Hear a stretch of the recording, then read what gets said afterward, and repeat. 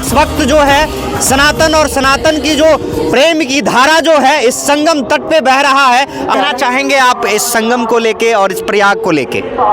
देखिए, प्रयागराज वो तीर्थराज उसे कहा जाता है ना।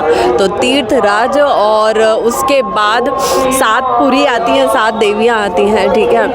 तो तीर्थराज प्रयाग ये वो जगह है जहाँ पे संगम होता है, जहाँ मनुष्य ही नहीं बल्कि देवता भी उतरते हैं संगम में अमृत की धारा में गोता लगाने के लिए, स्नान करने के लिए। तो इसका पुराणों में, शास्त्रों में, वेदों में एक बहुत बड़ा महत्व है।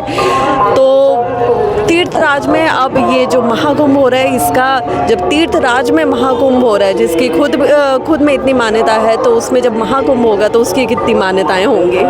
जब ये 13 या 14 तारीख को शाही स्नान का जो प्रोग्राम है महाकुंभ, तो क्या है कि उस दिन इस स्नान का क्या मानव जीवन पे किस प्रकार से ये महत्व बनता दिखाई दे रहा है? देखिए, पहला शाही स्नान जो है वो 14 जनवरी को है, मकर संक्रांति के दिन, ठीक है। और इस दिन ऐसा माना जाता है कि स्वयं देवता भी धरती पे आते हैं, प्रयागराज की भूमि पे आते हैं और संगम में वो भी अमृत की धारा में, पहले देवता हमारे जो होते हैं जो धरती पे आते हैं स्वर्ग से, वो उसमें स्नान करते हैं। उसके बाद हमारे नागा बाबा स्नान करते हैं, उसके बाद आचार्य महामंडलेश्वर और समस्त साधु संत, उसके बाद जो सामान्य जनमानस है वो स्नान करते हैं।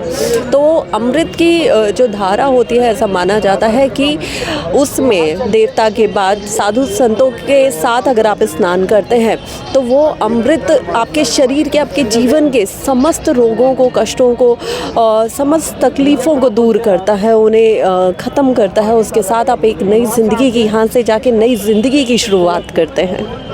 चलिए, बहुत बहुत धन्यवाद। तो देख